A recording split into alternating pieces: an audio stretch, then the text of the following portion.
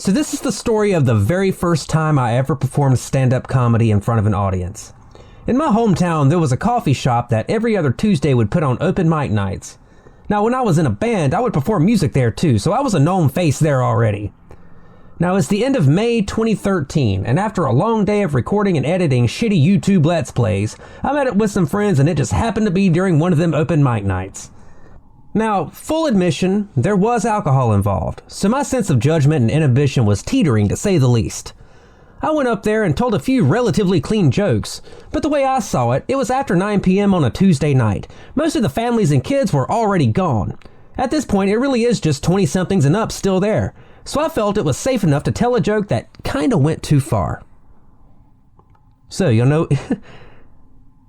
what an 80-year-old's cooch tastes like?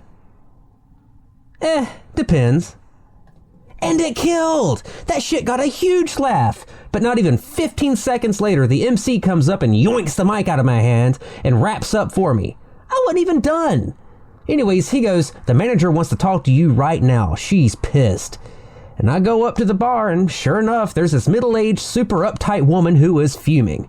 Now, I don't know her name, so let's just call her Karen. That's what she is. You can't do this here. This is a family establishment.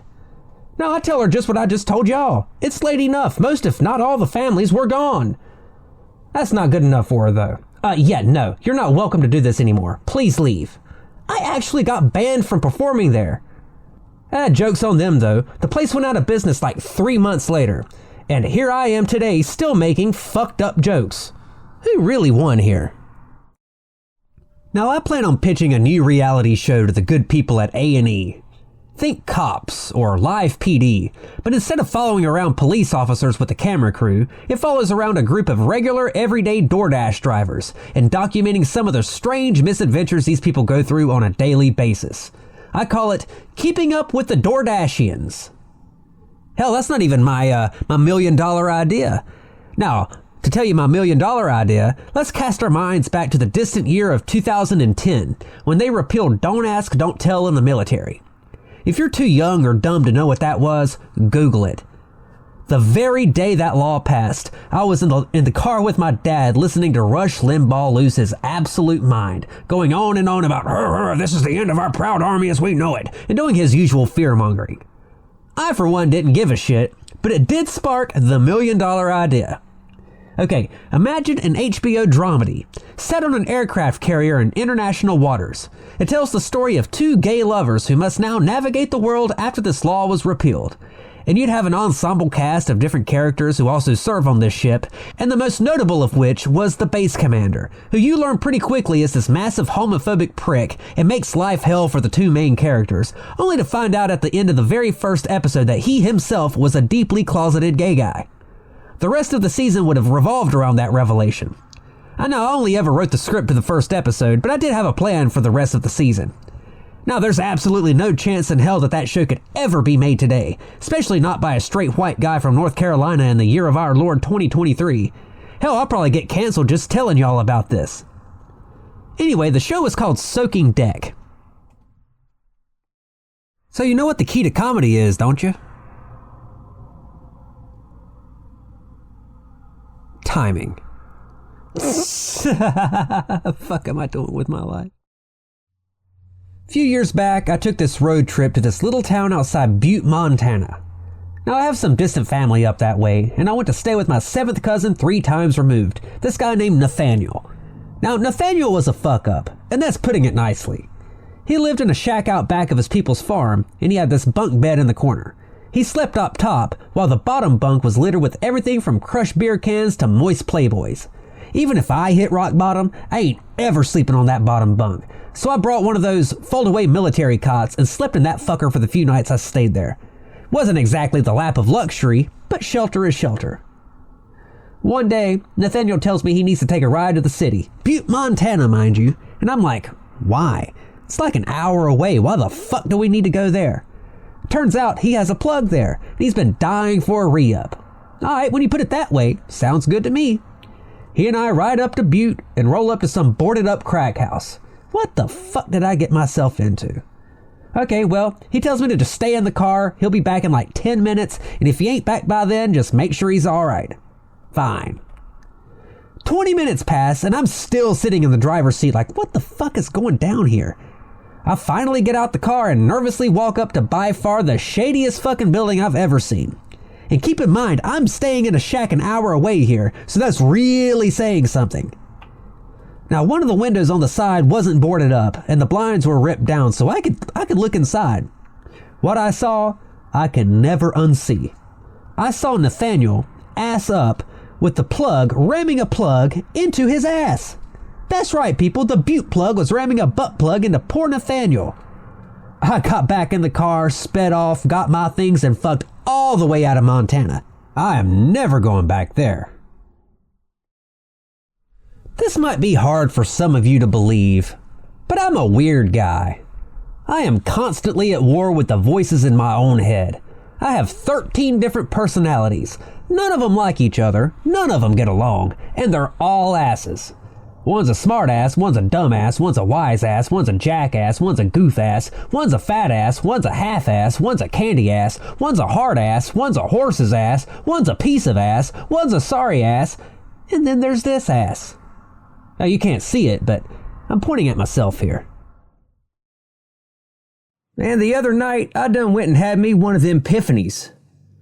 After a great deal of hard work, I can proudly say that I have achieved what no man before me has ever accomplished before. Through the highly scientific method of fucking around and finding out, I have finally pinpointed the exact moment that the decline of modern civilization actually started. Some people believe it happened when they killed Harambe. Nope, I can say right here with the utmost confidence that the human race became irreparably fucked up the moment that video killed the radio star. Okay, now hear me out. I know it sounds outlandish, but I'm serious. It's been over 40 years now since the murder of the radio star, and just think about how much pop culture and everyday life has changed since then.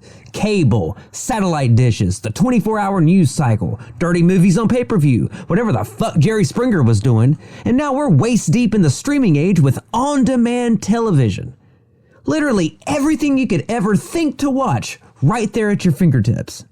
I mean, Radio Star's fucking dead, but video went on and thrived, and it all comes with a steep price for us as a society. Now, while we're all collectively glued to our screens, very real shit is happening right out there by people who are counting on these distractions to slowly erode away what little freedom we have left. And as long as we're still addicted to video, and keep in mind video got away with their crimes, we're going to be even more fucked in the years to come. Now, don't even get me started on deepfakes and how that could be used against us. That's a whole other rant. Now, I don't intend to get all political about any of this, but would the radio star have sat back and let this shit slide? Fuck no, the radio star woke you up every morning. The radio star played all your favorite songs multiple times a day. The radio star was your friend until that one dark day when it was brutally slain by that rat bastard video.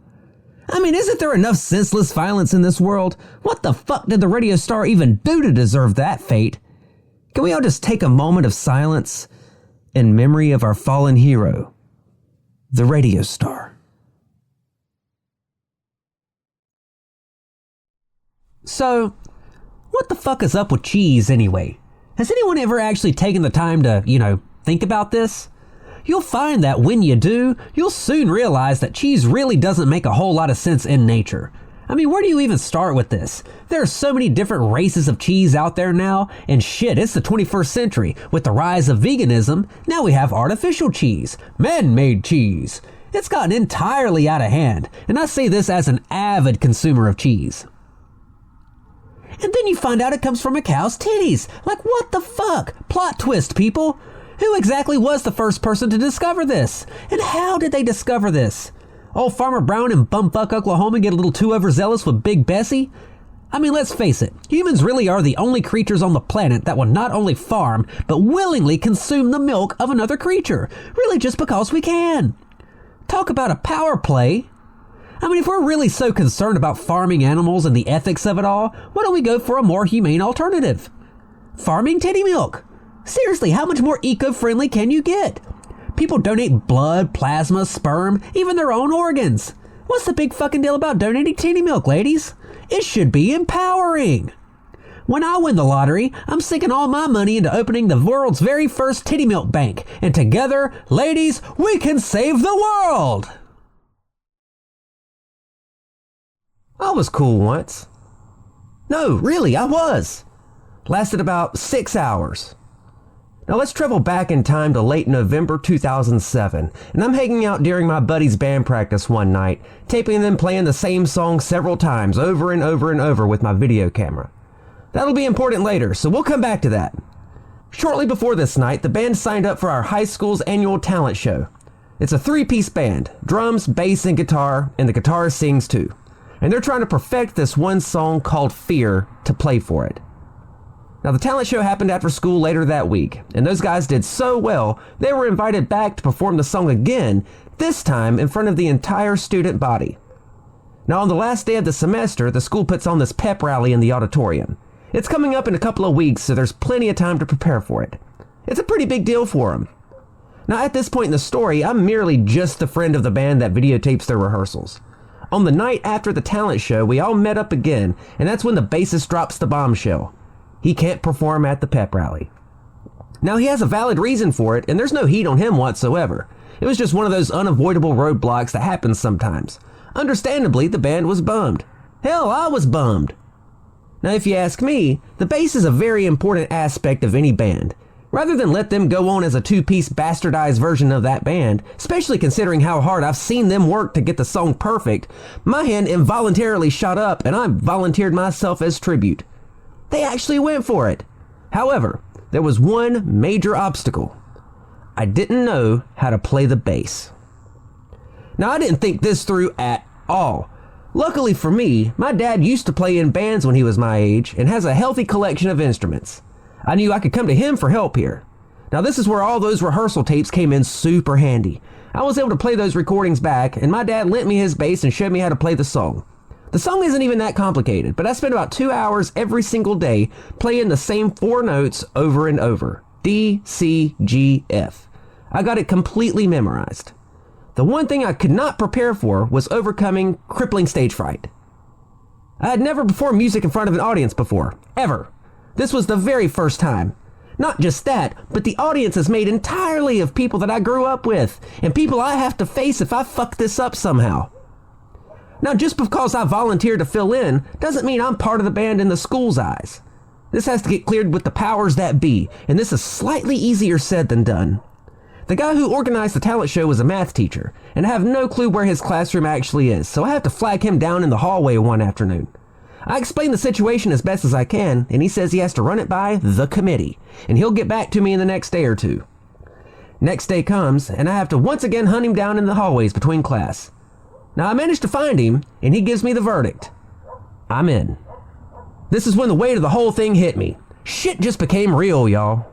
Now, we had a dress rehearsal 10 days before in the auditorium, and it goes well enough. The day comes, Thursday, December 20th, 2007, and it's easily the earliest I've ever shown up to school, about 6:45 in the morning.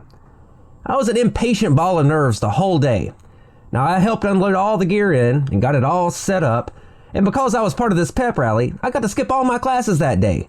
That in itself made this one of the weirdest days of school I've ever had, but this is just the beginning. Now, there were 2 performances scheduled that day. The first happened around 9:30, and it was just for the underclassmen. And after lunch, we'd come back and do the second show for the juniors and seniors around 1:30. Now, there was a whiteboard backstage with all the acts listed out in order, and we were pretty early on, like the 4th act. We ran through the song before the audience showed up, sound checking our instruments, and we were as ready as we could possibly be. I don't know who fucked up or when, but between that initial sound check and the first performance, something went horribly wrong. The drummer told us ahead of time that whether we were ready or not, as soon as our names were called, he's starting the song. I'm standing right behind his drum kit, so it wasn't a big deal for me, but as the song began and the curtains opened, it became clear that there's no sound coming out of the monitors on stage. We can't hear each other at all. This is an actual nightmare scenario here. The only thing I have to go by is the raw drum beat right beside me, so I just tap into his playing and play my part as I've memorized it over the last 2 weeks. We somehow make it through the song, but we're all furious at the sound crew because that was a complete, preventable disaster. So this part of the story gets a bit long-winded, so I'm going to run through the major beats as best as I can. After we finished, we hung out with the Tech Theater crew backstage, watching the rest of the show from the sidelines. And we found out that the school booked a surprise guest that's meant to pop out at the very end. I'm not going to say his name, but he was a popular reality TV star at the time, on MTV. And the crew has these walkie-talkies in constant contact with the driver, who is bringing this guy to the school from the airport. And this is while the show is still going on. It was wild seeing them treat this as some kind of major operation using code names and shit. Homie arrives right before the end, and I'm not kidding when I say that the moment he steps out there, a sea of teenage girls swarm the stage trying to get a piece of him. The principal has to take control and threatens write-ups if the stage isn't cleared. Now that was our cue to leave and go eat lunch. After lunch, we go back into the auditorium, and the guitarist is sitting in the stands all pissed off, refusing to play the second set until we get another sound check.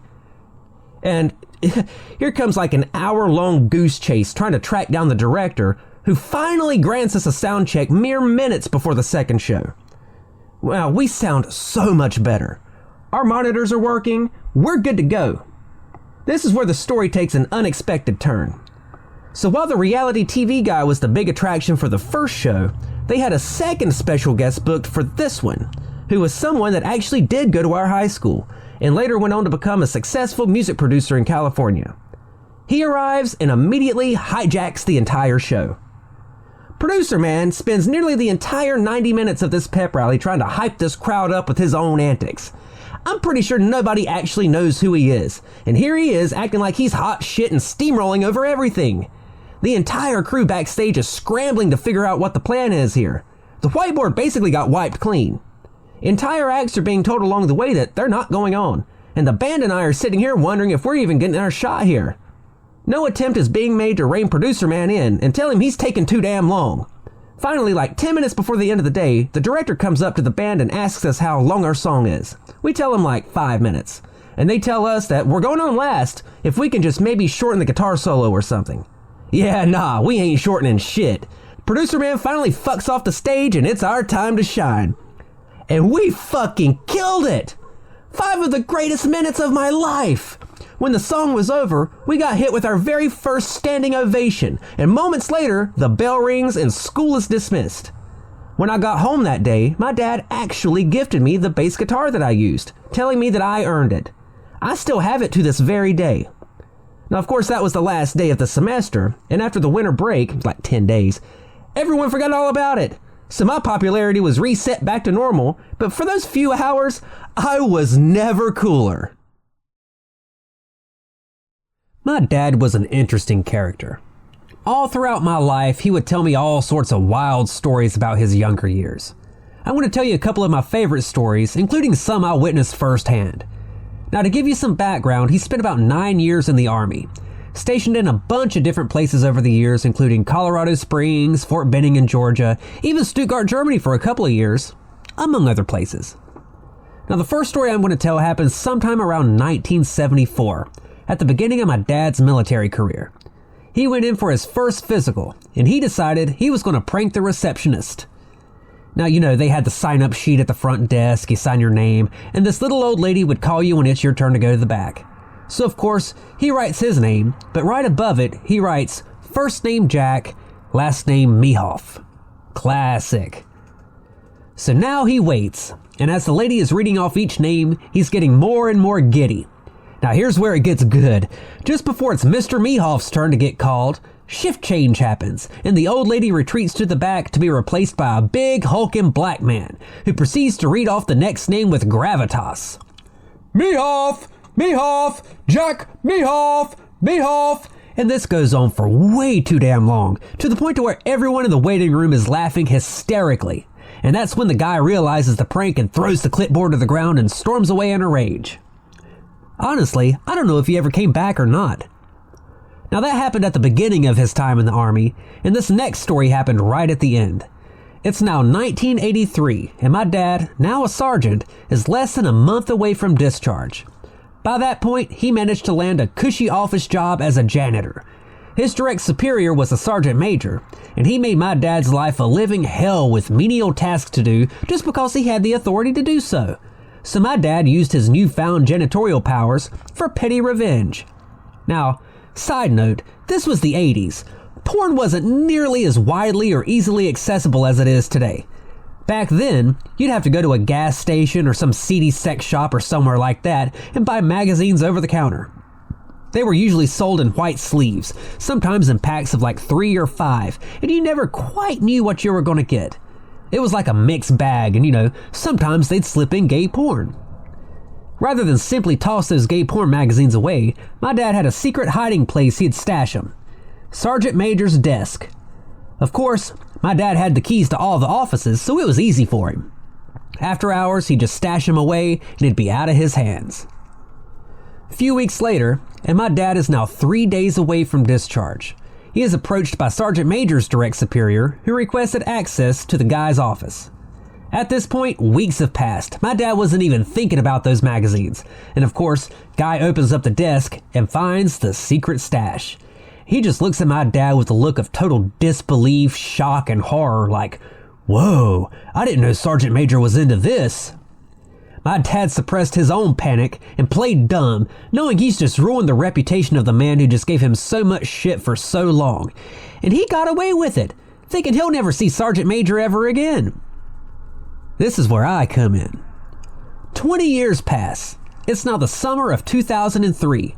Here I am. I'm 11 years old, home from school between 5th and 6th grade. Possibly playing a video game or something, when we get a knock on our front door. My dad answers, and the look on his face said it all.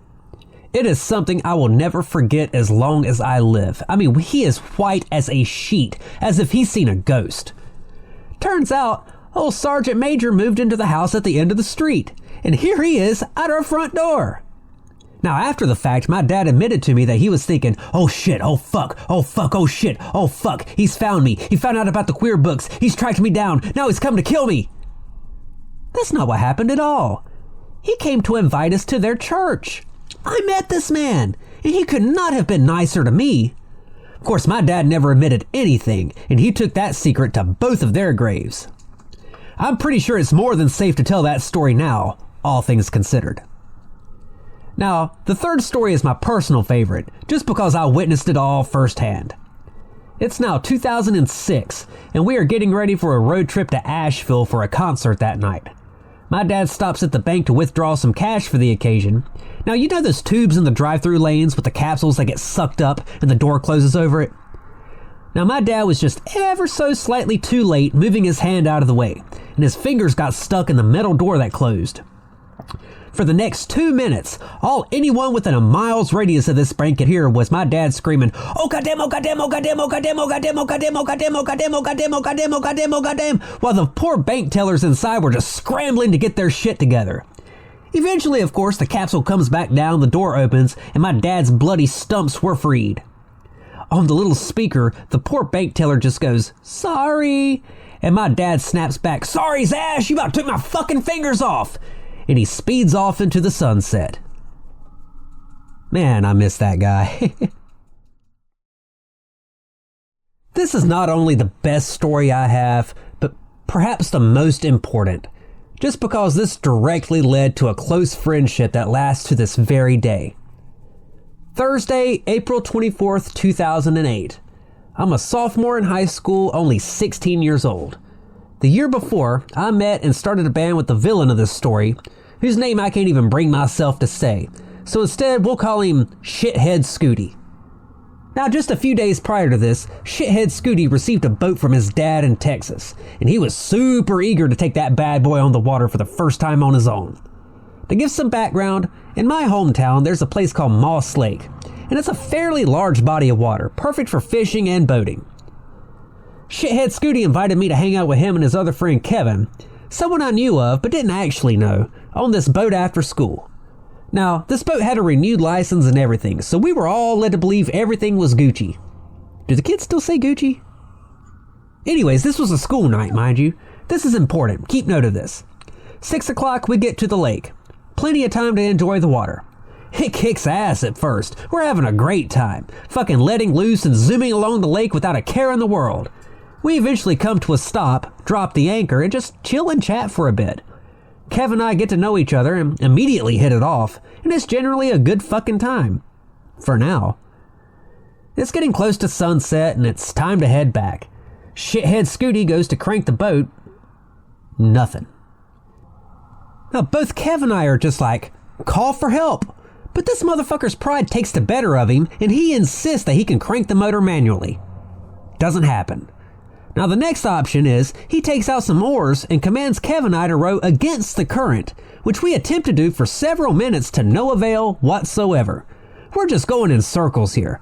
After rowing ourselves exhausted, he then goes, "It'd help if I'd raised the anchor, huh?" And I swear, Kevin was ready to throw him overboard at that moment. It only gets worse from here. Shithead Scooty raises the anchor, and we're now drifting along the current, with the plan essentially being either he gets the motor running, or we hit land somewhere and we can get help that way. Yeah, we're drifting toward land, but it's not salvation at all.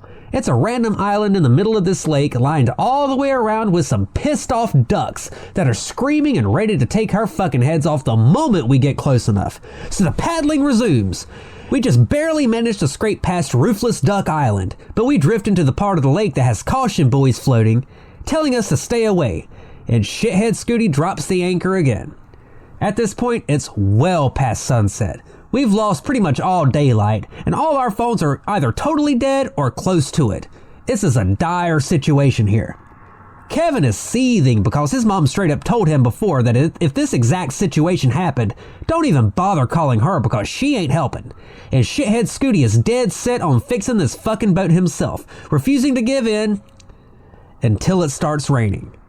Kevin's seething anger boils over and it reaches a point where either Shithead Scooty calls for help whether he likes it or not, or his ass is being thrown overboard and there ain't a damn thing anyone's going to do to stop it. Finally, Shithead Scooty comes to his senses and uses what's left of his phone to call his mom, who herself calls the lake patrol, who at this point is already at home, and we have to wait close to 2 more hours for him to not only arrive, but find us. And all we have is this tiny little light on the front of the boat with what limited power this boat's battery has. And after the longest wait ever, he finally spots us and we get towed back to civilization. Shithead Scooty's mom, the hero of this story, is at the dock waiting for us, and I have never seen a grown man make out with solid ground before, but Kevin fucking did. And we're talking, this is like 11 p.m. by the time we got off that boat, and we still had school the next day. Next day comes, Kevin and I find each other in the hallway, and as it turns out, Shithead Scooty decided to flake out and not even show up. Kevin and I still hold a serious grudge over that, and one day, when he least expects it, we're going to exact our meticulously planned revenge on Shithead Scooty for giving us both the day from hell. Dick.